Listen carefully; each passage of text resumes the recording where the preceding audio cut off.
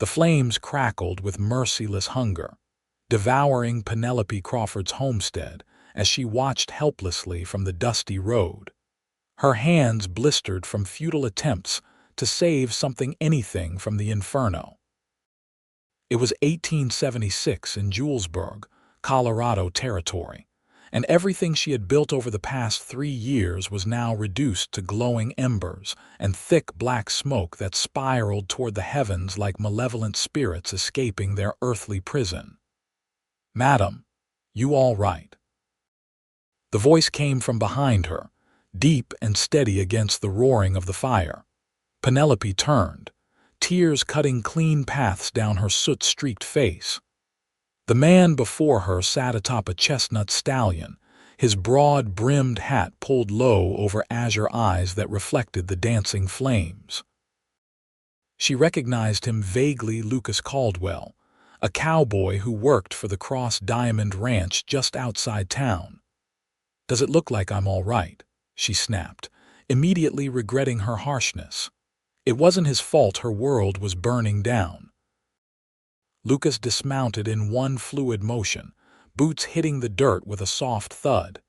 He removed his hat, revealing sun-bleached brown hair as he stepped closer to survey the destruction. "No, madam, I reckon it doesn't," he said simply, no offense taken in his tone. "Anyone else in there?" Penelope shook her head, swallowing a sob. "No, just everything I owned." She glanced down at her simple dress, now smudged with soot and singed at the hem. "This is all I have left." The cowboy looked from the blazing homestead to the woman standing before him. She wasn't much older than 25, he guessed, with copper hair that gleamed even in her current state of distress. Something about her straight shoulders, despite the tragedy, tugged at him. "You'll have a home before the smoke clears," he said, the words leaving his mouth before he could consider them. Penelope stared at him, her green eyes narrowing with suspicion. "What?" Lucas shifted his weight but didn't back down from his impulsive promise. "I said you'll have a home before this smoke clears. The Crawfords aren't the type to stay down when life knocks them over."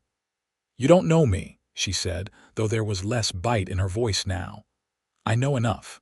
Your husband died last winter, influenza, wasn't it? And you've been running this place alone since then." He gestured to the burning building. "That takes grit, Miss Crawford." "Mrs. Crawford," she corrected automatically, then sighed. "Though I suppose it doesn't matter now, I have nothing left to my name." Lucas set his hat back atop his head, making a decision. "You have my word, and in these parts, that still counts for something. Come on now. My boss at Cross Diamond will give you a place to stay until we figure things out." Penelope looked back at her burning homestead one last time. The small farmhouse where she and Thomas had planned to raise children, the barn they had built together, the chicken coop he had finished just weeks before falling ill, all of it consumed by flames. "I can't just leave," she whispered. "There's nothing to be done here," Lucas said gently. "Fire brigade's not going to make it in time. Come morning, we'll sift through what's left, see if anything survived." As if to emphasize his point, the roof of the farmhouse collapsed with a thunderous crash, sending a fresh plume of sparks skyward. Penelope flinched, then straightened her spine. "Fine," she said with a shaky breath. "But I won't be a charity case, Mr. Caldwell." Lucas's mouth twitched at the corners. "Never thought you would be, Mrs. Crawford." He led his horse closer. "Can you ride? It's about 5 miles to Cross Diamond." Penelope nodded and allowed him to help her onto the saddle before he swung up behind her. As they rode away from the remains of her life, she kept her eyes forward, refusing to look back at the orange glow illuminating the night sky behind them. "How did it start?" Lucas asked after they'd ridden in silence for a while. "I don't know," Penelope admitted. "I was in town delivering eggs to Mrs. Patterson when I returned." Her voice caught. "It was already ablaze." Lucas frowned. "Strange. Spring hasn't been dry enough for spontaneous fires." Are you suggesting someone said it deliberately? Penelope twisted to look at him, her expression incredulous. I'm not suggesting anything, he said carefully. Just thinking aloud. They rode the rest of the way in silence, each lost in their own thoughts as the horses' hooves kicked up dust along the moonlit trail. The Cross Diamond Ranch appeared on the horizon, its main house dark save for a single lantern glowing in the window. That's Mr. Delaney's study, Lucas explained. He keeps late hours sometimes. As they approached, a man emerged onto the porch, rifle in hand. Who goes there? He called, his voice gruff with authority. It's Lucas, sir. Got a situation that needs tending. Richard Delaney, owner of the Cross Diamond, lowered his rifle as Lucas and Penelope rode into the yard. His weathered face creased with concern when he saw the woman's condition. Mrs. Crawford's place burned down tonight, Lucas explained as he helped Penelope dismount. I told her she could stay here until things get sorted. Delaney nodded without hesitation. Of course. Come in, Mrs. Crawford. My housekeeper, Mrs. Wilkins, will see to your needs. Penelope's pride warred with necessity. I don't wish to impose nonsense, Delaney interrupted. No one stands alone in Julesburg. That's not how we do things here. Inside the house, Mrs. Wilkins, a robust woman with kind eyes and efficient hands, quickly arranged a bath, clean clothes, and a simple meal for Penelope. As she soaked in the warm water, trying to scrub away the smell of smoke that seemed embedded in her skin, Penelope finally allowed herself to weep. Everything Thomas had built for them, every memento of their brief marriage, every stitch of clothing and piece of furniture all gone. By the time she emerged in a borrowed nightgown and robe, her eyes were red but dry. She found Lucas sitting at the kitchen table, nursing a cup of coffee. I thought you'd have gone to your bunkhouse by now, she said, accepting the cup Mrs. Wilkins offered her. Wanted to make sure you were settled, he replied, and I need to ask something that might not be comfortable. Penelope sat across from him, wariness creeping back into her expression. What is it? Do you have any enemies, Mrs. Crawford? She almost laughed. Enemies? I'm a widow who sells eggs and occasional seamstress work. Who would consider me their enemy? Lucas's expression remained serious. Your land borders the north pasture of the J.T. Ranch, doesn't it? Penelope nodded slowly. Yes. Why? Jackson Taylor's been buying up every piece of property he can get his hands on for the past year. Rumor has it he's looking to expand his cattle operation. Are you suggesting Mr. Taylor burned down my home to get my land? Penelope set her cup down with a sharp click. That's preposterous. Even if he wanted my small plot, there are legal channels. Lucas shrugged. Legal channels take time, and Taylor's not known for his patience. He saw the distress on her face and softened his tone. Look, I'm not accusing anyone of anything, just mentioning possibilities. Penelope rubbed her temples. It's too much to think about tonight. I need to sleep if I can. Of course. Lucas stood. Mrs. Wilkins has prepared the guest room upstairs for you. We'll ride back to your place at first light, see what can be salvaged. Thank you, Penelope said, suddenly exhausted, for everything. Lucas touched the brim of his hat. Get some rest, Mrs. Crawford. Tomorrow's a new day. As he left, Penelope climbed the unfamiliar stairs to an unfamiliar room. She lay on the unfamiliar bed, staring at the ceiling, and wondered how her life had changed so drastically in the span of a few hours. At dawn, Lucas found Penelope already dressed in borrowed clothes and waiting on the porch. Mrs. Wilkins insisted I eat something, she explained, gesturing to a bundle, and packed provisions for us. Lucas nodded approvingly. Good woman, Mrs. Wilkins. Never lets anyone leave this house hungry. They rode double again, this time with Penelope more relaxed against Lucas's solid presence. As they approached her property, the acrid smell of burned wood grew stronger. What greeted them was a desolate scene of charred timbers and ash where her home had once stood. Lucas helped her down, and they stood in silence, surveying the devastation. In the morning light, it seemed even more complete than it had appeared by firelight. "I'll start over there," Lucas said finally, pointing to what remained of the barn. "You check the house or what's left of it. Be careful of hot spots." Penelope nodded, gathering her courage before picking her way through the ruins of her home.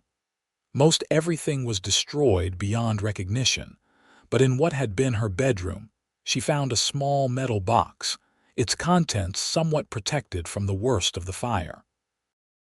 Inside were a few precious items: her wedding ring removed for washing clothes the day before, a daguerreotype of Thomas, and the deed to their property.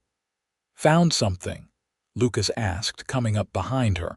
Penelope held up the box. "Just a few personal items, nothing much, but—" She blinked back tears. "It's something." Lucas handed her a charred but still intact wooden box. "Found this in what was left of your root cellar. Some preserves survived, and there's a bit of flour and sugar." "Thank you." She took the box, adding it to her meager collection of recovered possessions. They continued searching through the rubble, but by midday it was clear there was little else to salvage. Penelope stood in the center of the destruction, looking lost. "What will you do now?" Lucas asked gently. "I don't know," she admitted.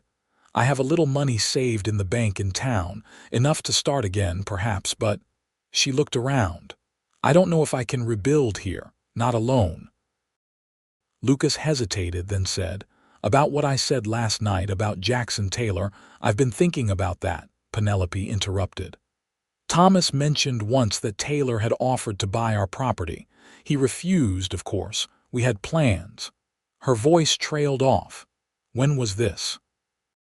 "About a month before Thomas died," Penelope frowned. "You don't really think Taylor would burn down my home just to get this land, do you?" Lucas looked grim. "I think it's worth asking some questions." He helped her gather the few recovered items. "Let's head into town.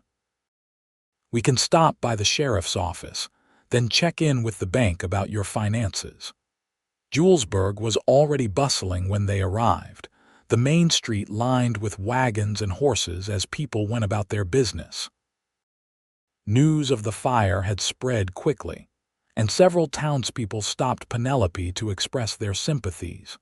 The sheriff, a stout man named Harrington with a silver mustache that drooped at the corners, listened to their suspicions with a skeptical expression. "That's a serious accusation against a prominent citizen, Mrs. Crawford.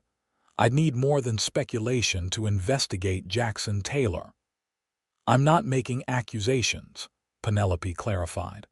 "I'm simply reporting that my house burned down under mysterious circumstances, and I'd like it looked into." Sheriff Harrington sighed. "I'll ride out there this afternoon, see if I can determine the cause. But don't get your hopes up. Fires happen, especially out on isolated homesteads." At the bank, Penelope was relieved to find her modest savings intact. Not enough to rebuild completely, but enough to get by for a while if she was frugal. "Mrs. Crawford," the bank manager said as they were leaving, "I should mention that Mr. Taylor inquired just yesterday about whether your property might be available for purchase. Said he heard you might be considering selling." Penelope exchanged a look with Lucas. "That's strange, considering I had no such intentions." Outside, Lucas's face was thunderous. "Seems mighty convenient, doesn't it? Taylor asking about buying your place, and that same night it burns to the ground." "It's still just circumstantial," Penelope pointed out. "And what would I do about it anyway? I can't prove anything." Lucas guided her toward the general store. "For now, let's get you some essentials. Clothes, personal items. You can continue staying at Cross Diamond until we figure something out." As they shopped, Lucas watched Penelope carefully selecting the most practical items: checking prices and calculating in her head.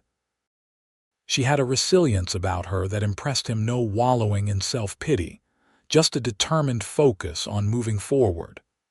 "Mr. Caldwell," she said suddenly, turning from a display of fabric, "I appreciate all your help, but I can't impose on Mr. Delaney's hospitality indefinitely." "Lucas," he corrected. "Call me Lucas, and you're not imposing. Besides, I made you a promise, remember? A home before the smoke clears." A ghost of a smile touched her lips. "You say that as if it's so simple." "Maybe it is," he replied, surprising himself with the thought forming in his mind. "I've been saving to buy my own spread someday. I've got a good amount put by, with your land and my savings." Penelope stared at him. "Mr. Caldwell, Lucas, are you proposing some sort of business arrangement?" He shifted uncomfortably. "I'm suggesting that sometimes practical solutions present themselves in unexpected ways. You need help rebuilding. I need land to start my own ranch. It could be mutually beneficial." Before Penelope could respond, the store's door swung open, revealing a tall man with a silver-streaked beard and expensive clothing. Jackson Taylor surveyed the store with the air of someone who believed he owned everything he laid eyes on, including the people. "Ah, Mrs. Crawford," he said, his voice smooth as oiled leather. "I heard about your misfortune. Terrible thing, a fire, especially way out there with no neighbors to help." Penelope stiffened. "Mr. Taylor." Taylor's gaze shifted to Lucas. "Caldwell, didn't realize you and Mrs. Crawford were acquainted." "Recent development," Lucas replied evenly. "Well," Taylor continued, turning back to Penelope, "I'd be remiss if I didn't offer my assistance in your time of need. In fact, I'd be willing to take that troublesome property off your hands, save you the burden of rebuilding. I'm prepared to offer a fair price." Penelope's eyes narrowed. "That's very convenient, Mr. Taylor.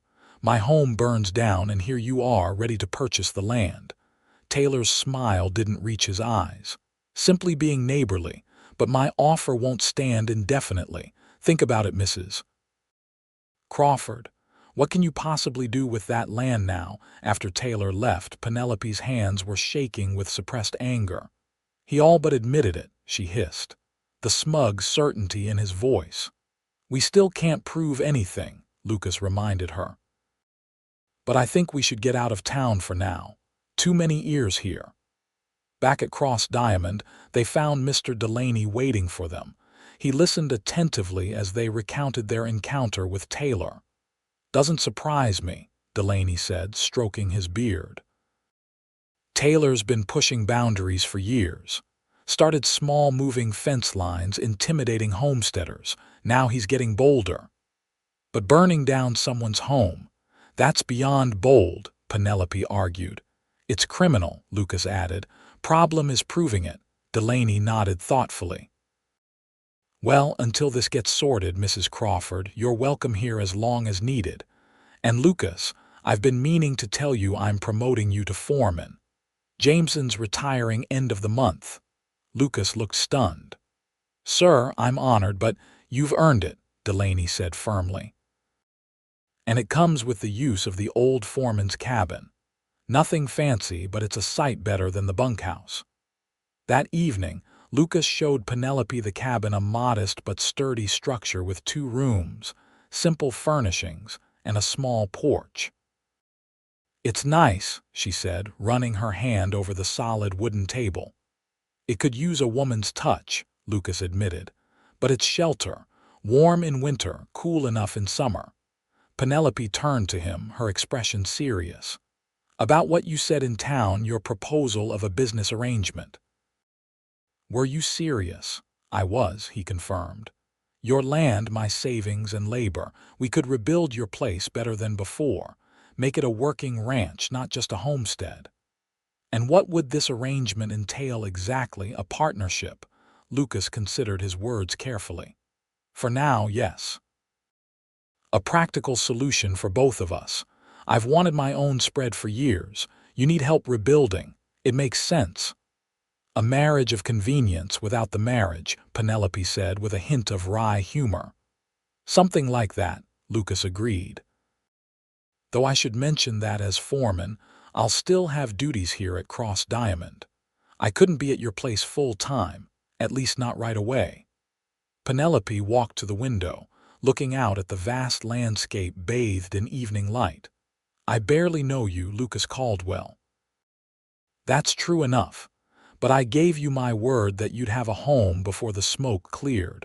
I aim to keep it. She turned back to him, studying his face as if searching for something. Let me think about it. The next morning, Sheriff Harrington rode out to Cross Diamond with news. Found clear evidence the fire was set deliberately, he reported grimly. Coal oil residue on what's left of the porch and tracks leading away from the back of the property. Taylor, Lucas growled. Now hold on, the sheriff cautioned. I didn't say that. The tracks were from standard boots, could have been anyone, and no one saw Taylor or his men anywhere near Crawford's place that day. So you're saying nothing can be done? Penelope asked incredulously. I'm saying we need more evidence before accusing a man like Taylor of arson. The sheriff sighed. Look, I'm doing what I can. I've asked around town, seeing if anyone noticed anything suspicious. So far, nothing concrete. After Harrington left, Penelope made her decision. I accept your proposal, she told Lucas. A business partnership.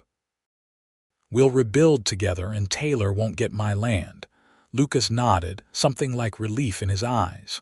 We'll start tomorrow. Over the following weeks, a routine developed. Lucas would complete his duties at Cross Diamond by midday, then ride to Penelope's property, where they worked side by side clearing debris and preparing to rebuild. Mr. Delaney, supportive of their endeavor, adjusted Lucas's responsibilities to accommodate this arrangement. Word spread through the community, and neighbors began to appear, some with lumber, others offering labor, many bringing food for the workers. In this part of the West, helping neighbors rebuild after disaster wasn't charity. It was insurance against the day you might need the same help yourself. Never expected this, Penelope admitted one evening as they sat on the newly constructed porch steps, exhausted but satisfied with the day's progress. The frame of the house was up, more substantial than her previous home. People respect you, Lucas said simply. And they respect what you're doing, not giving in to Taylor. Their relationship evolved gradually from wary acquaintances to genuine friends. Lucas discovered Penelope had a sharp wit beneath her proper exterior, while she found him to be more thoughtful and well-read than his cowboy appearance suggested. One Saturday, as they worked on finishing the roof before an approaching storm, Lucas noticed a group of riders approaching Taylor and 4 of his men.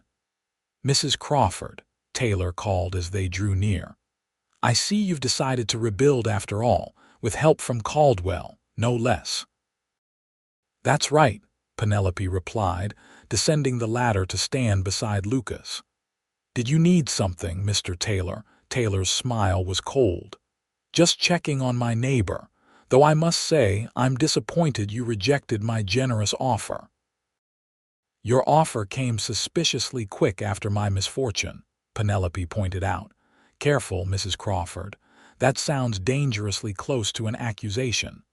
Lucas stepped forward. State your business or move along, Taylor. We've got work to finish before the rain comes. Taylor's gaze hardened as he looked between them.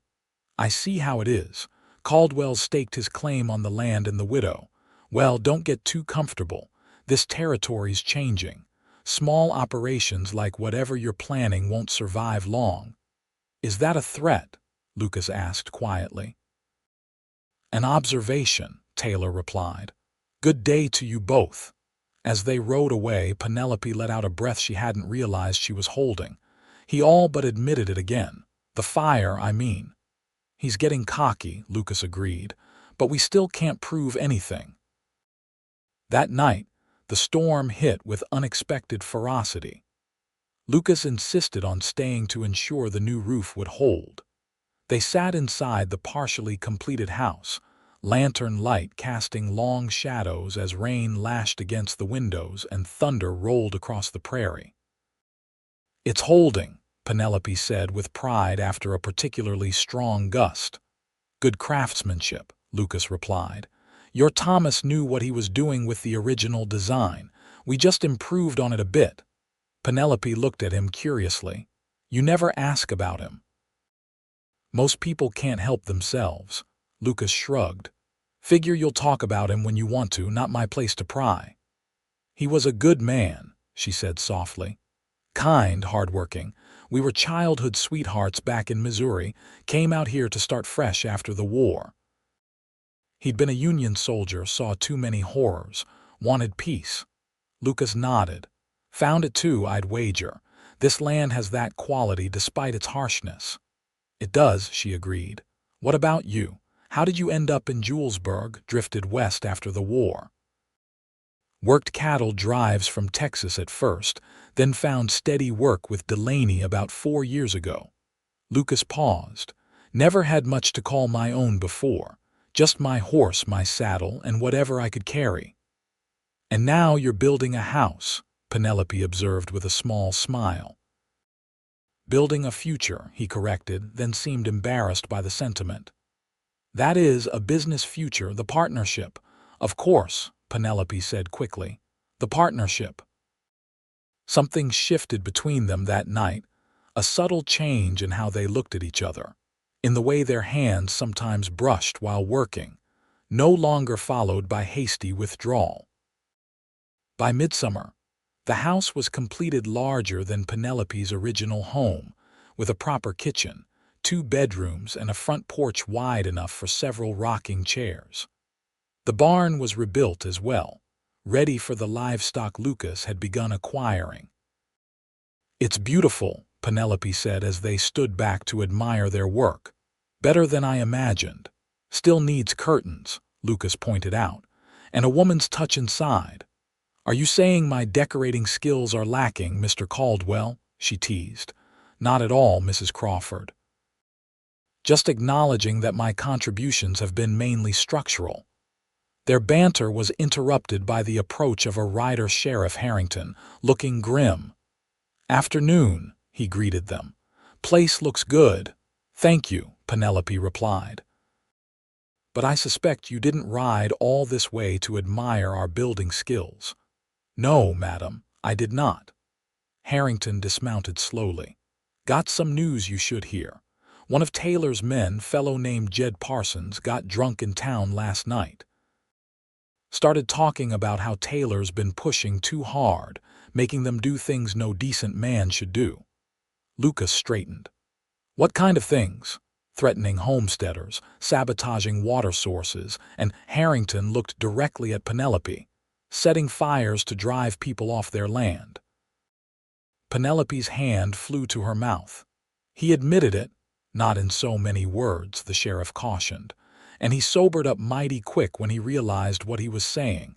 "Disappeared before I could question him properly, but it's something." "So now what?" Lucas asked. "Now I can officially investigate Taylor, but I'll need statements from both of you about your interactions with him, especially after the fire." After providing their statements, Penelope and Lucas discussed what this development might mean. "Taylor won't take this lying down," Lucas warned. "If he suspects one of his men talked, there could be trouble." "Should we be concerned?" Penelope asked. "I think we should be prepared," Lucas replied. "I'll stay here tonight just to be safe."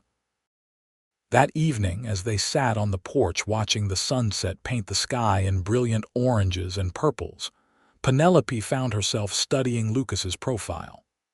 The past months had changed him, or perhaps just revealed the man he'd always been beneath the quiet cowboy exterior. He was still a man of few words, but those he chose carried weight. His hands, calloused from years of rope and reins, could be surprisingly gentle when treating an injured animal or helping her up after a long day's work. "What?" he asked, catching her gaze. "I was just thinking," she admitted, "about how different my life might be if you hadn't ridden by that night." Lucas looked back at the horizon. "You'd have managed. You're stronger than you give yourself credit for. Perhaps, but I'm glad I didn't have to find out." She hesitated. "Our partnership has been more successful than I anticipated." "It has," he agreed. "Though I'm still not sure what to call this. Not quite a ranch yet, not just a homestead anymore." Penelope smiled. "How about home? For now, that seems sufficient." Lucas turned to look at her fully then, something unspoken in his eyes. "Home," he repeated softly. "Yes, I suppose it is." The moment stretched between them, fragile and full of possibility. Then the dinner bell Penelope had hung that morning rang in a sudden gust of wind, breaking the spell. "I should check on the stew," she said, rising quickly. "And I'll see to the horses," Lucas replied, equally hasty. Later that night, Lucas took the spare bedroom, but sleep eluded both of them. The house creaked and settled around them, new timbers adjusting to their place in the world, much like the two people beneath its roof. The next morning brought news that changed everything. Jed Parsons had been found dead on the outskirts of town, shot in the back. "Sheriff's saying it could have been a robbery," Lucas reported grimly after returning from Julesburg. "But nobody believes that. Parsons didn't have two coins to rub together." "Taylor silenced him," Penelope said, her face pale, "to protect himself, most likely." Lucas paced the kitchen. "Sheriff's hands are tied now. His main witness is dead, and no one else from Taylor's outfit will dare speak up after this." Penelope sank into a chair. "So he gets away with it. The fire, the threats, now murder. I don't know," Lucas admitted. "But I do know we need to be more careful than ever." Their caution proved justified. Over the next few weeks, small incidents plagued their budding ranch: a section of fence mysteriously cut, a watering trough contaminated, warning shots fired in the night. Nothing they could directly tie to Taylor, but the message was clear: he wasn't finished with them. "We should consider selling," Penelope said one evening after discovering their storage shed had been broken into. "Start fresh somewhere else." Lucas looked at her in surprise. "You can't mean that." "After everything we've built here." "I don't want to," she confessed. "But I'm afraid, Lucas. What if next time it's not just property that's damaged? What if you're hurt or worse?" "I'm not afraid of Taylor or his men," Lucas said firmly. "Well, I am afraid of losing you." The words burst from her before she could stop them. Lucas stared at her, momentarily speechless. "Penelope." She turned away, embarrassed by her outburst. "Forgive me. I shouldn't have. Look at me," he said gently, moving to stand before her. When she raised her eyes to his, he continued, "I'm not going anywhere, and neither are you. This is our home now, and I'll be damned if Taylor runs us off it." "Our home," she repeated softly. "It is, isn't it? Not just a business arrangement anymore." Lucas's hand moved to her cheek, his touch tentative. "I think it stopped being just business a long time ago, at least for me." "For me as well," she admitted. The kiss that followed was gentle at first, then deepened with months of unspoken feelings. When they finally parted, both were breathing heavily.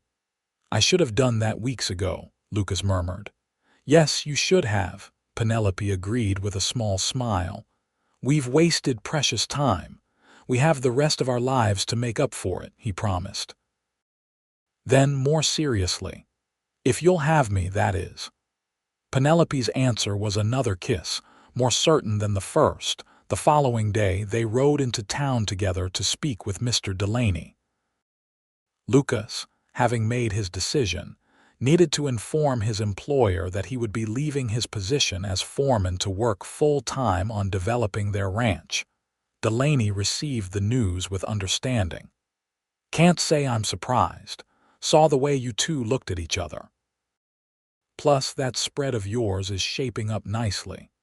"We'll need to make it official soon," Lucas said. The partnership, I mean. Delaney's eyes twinkled. Partnership.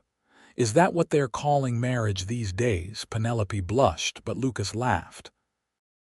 We haven't quite gotten to that conversation yet, sir. Well, don't wait too long, Delaney advised. Life's uncertain out here. As if to prove his point, they emerged from Delaney's office to find Jackson Taylor and 3 of his men blocking their path. Caldwell, Taylor acknowledged coldly. Mrs. Crawford, I understand congratulations might be in order. What do you want, Taylor? Lucas asked, instinctively moving slightly in front of Penelope. Just passing along some information, Taylor replied smoothly. I've filed a claim on the water rights upstream from your property. The creek that feeds your land. It runs through mine first now. Penelope felt her heart sink. Without that water, their ranch would be unsustainable. That creek has always been common access, Lucas argued. You can't just claim it. I just did, Taylor smirked. Progress, Caldwell. The days of open range and equal access are ending. Those who adapt will survive, those who don't. He shrugged expressively. This isn't over, Lucas warned. Oh, I think it is, Taylor countered. Unless you want to end up like poor Jed Parsons. As Taylor and his men walked away, Penelope gripped Lucas's arm. He just threatened you, openly. He did, Lucas agreed grimly. Let's find the sheriff. Sheriff Harrington was sympathetic but limited in what he could do. Water rights are a legal matter. You'll need to take that to court. As for the veiled threat, not enough to arrest him on. And Parsons' murder, Penelope pressed. Still investigating, Harrington said, but without witnesses or evidence. They left the sheriff's office disheartened. What now? Penelope asked. We fight, Lucas said simply. Legally for the water rights and smart against his intimidation. Taylor thinks he can wear us down, force us out. We need to prove him wrong. Over the following weeks, they did exactly that. Lucas hired a lawyer to challenge Taylor's water claim, citing historical use and common access principles. Meanwhile, they reinforced their property's security, adding locks, keeping weapons close at hand, and arranging with neighboring small ranchers to watch each other's land. Word of their stand against Taylor spread, and gradually, other victims of his tactics began to come forward. The widow Jensen, whose cattle mysteriously died after she refused to sell her small ranch. The Morales family, whose crops failed after their irrigation ditches were sabotaged. One by one, stories emerged of Taylor's methods for expanding his empire. We're not alone in this, Penelope realized. Taylor's made enemies throughout the county. Strength in numbers, Lucas agreed. If enough people speak out, their opportunity came unexpectedly. A former bookkeeper for the JT Ranch, fired for questioning Taylor's accounting, approached Lucas with ledgers showing suspicious payments, including one made to a known arsonist on the day of Penelope's fire. Armed with this evidence, Sheriff Harrington finally had enough to move against Taylor. The arrest was made without incident, though Taylor maintained his innocence, claiming the records were falsified by a disgruntled employee. The subsequent trial became the talk of northeastern Colorado territory. Taylor hired expensive lawyers from Denver, while the prosecution relied on the growing stack of evidence and testimonies from those he had wronged. Penelope's testimony about the fire and Taylor's subsequent attempts to buy her land made a particularly strong impression on the jury. When the verdict came back guilty on charges of conspiracy, arson, and the murder of Jed Parsons, a collective sigh of relief seemed to pass through the community. Taylor was sentenced to 20 years in the territorial prison, effectively ending his reign of intimidation. It's over, Penelope said as they rode home from the courthouse. Really over. Justice prevailed, Lucas agreed, though his expression remained thoughtful. Though I suspect we haven't seen the last of Taylor's influence. Men like that have ways of causing trouble even from behind bars. Let tomorrow worry about itself, Penelope said, reaching for his hand. Today, we celebrate. That evening, as they sat on their porch watching the sunset, a daily ritual they had come to cherish, Lucas suddenly stood and went inside, returning moments later with something in his hand. I've been waiting for the right moment, he said, uncharacteristically nervous. With everything that's happened, it never seemed to come. Penelope looked at him curiously as he knelt before her chair. I promised you a home before the smoke cleared, he said, opening his palm to reveal a simple gold ring. What I didn't realize was that home isn't just the building we constructed, it's what we found in each other. Tears sprang to Penelope's eyes. Lucas. Penelope Crawford, will you marry me? Not for practicality or business, but because I love you more than I thought possible. Yes, she whispered, her heart too full for more elaborate words. Yes, I will. The ring slid perfectly onto her finger as if it had always belonged there. Their wedding took place that autumn, with the aspens turning gold against the blue Colorado sky. The ceremony was held on their ranch, now officially named the Double C, with friends and neighbors gathering to celebrate not just their union, but the community's triumph over tyranny. Mr. Delaney gave the bride away, and Mrs. Wilkins sniffled audibly throughout the ceremony. The reception afterward featured tables laden with food contributed by every family in attendance, music from local fiddlers, and dancing that continued well into the night. As the celebration wound down, Lucas found Penelope standing at the edge of the gathering, looking out at their land at the home they had built together. The barns and corrals now filled with livestock, the fields that would feed them through winter. Happy? He asked, wrapping his arms around her from behind. More than I ever thought I could be again, she admitted, leaning back against him. After Thomas died, I thought that part of my life was over, then after the fire. She turned in his arms to face him. You gave me more than a home, Lucas. You gave me a future. We gave each other a future, he corrected gently. Partners, remember, partners, she agreed, rising on tiptoe to kiss him. In every way that matters. As winter descended on the Colorado plains, the Double C Ranch stood as a testament to resilience.